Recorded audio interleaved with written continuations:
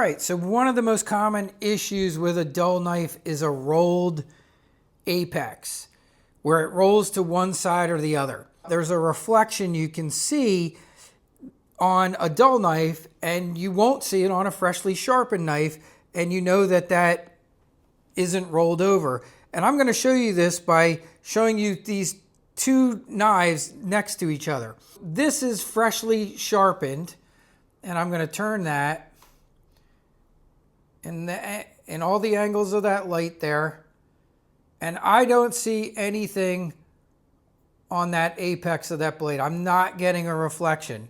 Here's my dull knife. I'm going to turn this one.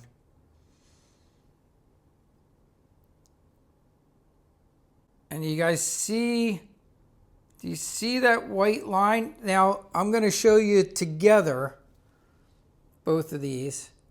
Oh, you can see it really well there. See that reflection as I angle the knife? I'm moving actually the ceiling light is going down it. But do you see the knife lower, the lower knife, how we're not seeing any reflection on the freshly sharpened one? And on that knife up top, we can see that reflection just going the whole way down that blade. And you can see that white line really, really well. So it does help to have good lighting in your shop too, because it's going to show you things like this. And you can see that lower blade, just nothing. And I'll show you, it doesn't have anything to do with the positioning. It's not that the top blade's blocking it or anything. There you go. There's that reflection. See it going up and down. There it is there, moving up and down. And what do we see? We see nothing on that top blade, because this one is razor sharp. We just finished it. And this one is super dull. All right, so that's what we're talking about, that reflection you'll see. And that will tell you that apex is rolled. Sometimes in your own kitchen, if it's just a little bit rolled, you can fix that and bring that knife back with honing. And this is one of the great things that I tell my customers, because they always ask, how do I know when to come see you? And I try and talk them into honing their knives. And I say, when honing your knife stops working and it stops bringing it back to a nice level of sharpness, that's when you know it's time to come see me. And that's what I instruct my customers. Now, some tell me, I'm not going to come hone. I'm just going to come in every 6 months or once a year, whatever they want to do. But that is a very clear indication of a rolled apex. Right there, what you're saying.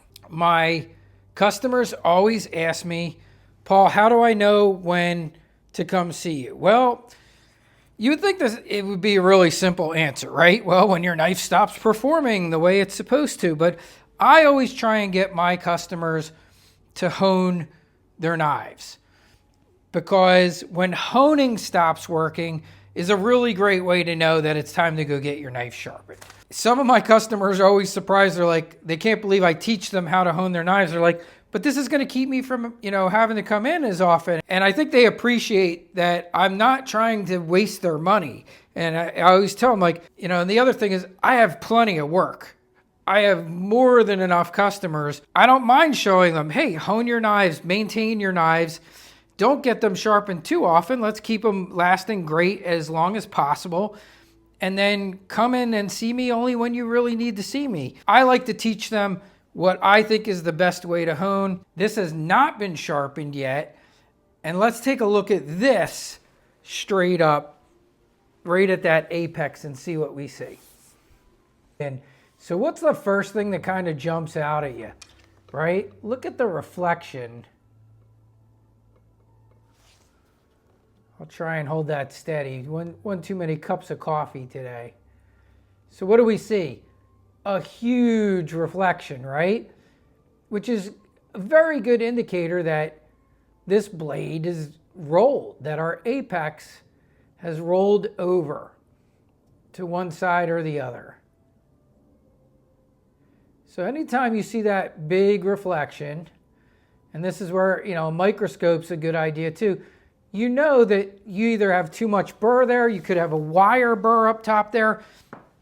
It shouldn't reflect like that. And I'll show you this, and let's see if we can see any difference in my chef's knife, who I don't know if he hones his knives or not, but we'll see. Let's see if we can bring this back any.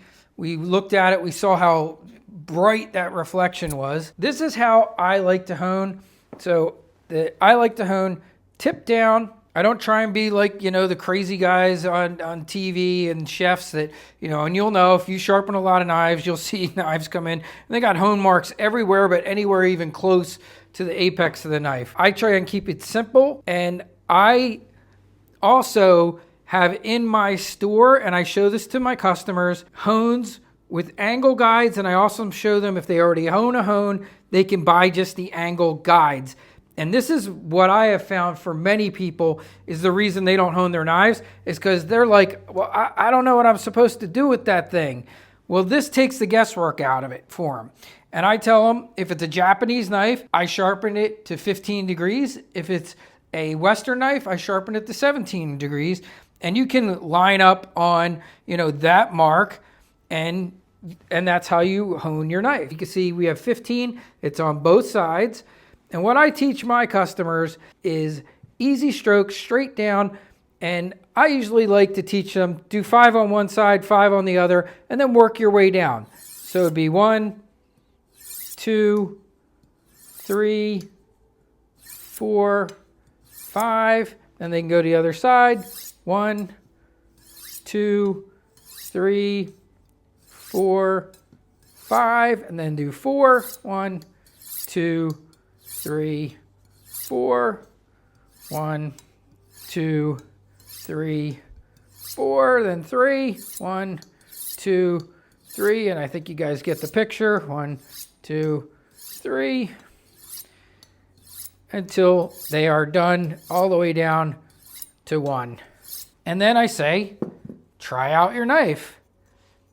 If it came back to a good level of cutting, then it's not time to come see me. Now, I can already tell, I don't think this came back. Let's take a quick look under the scope, but this doesn't feel to me like it really helped much. Well, you know what? It does look better. Remember, we were getting that obnoxiously huge reflection before. And I will say this, it looks better. And this is a good example of where, hey, maybe if we keep honing, maybe we can get this back. And there's a lot of other theories out there. You can go a degree higher. We don't need to get into that in this one. You can see that looked significantly better. So I'm going to do some more just quick honing here. And let's see if we can actually bring this back even more.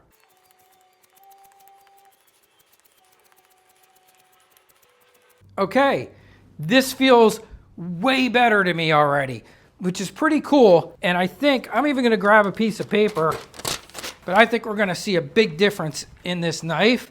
And this is why it's good to teach your customers about honing their knives. So let's see. So it's not push cutting, but look, this knife is slice cutting just fine. Not push cutting, but it is slice cutting. And I bet we're going to already see a really big difference.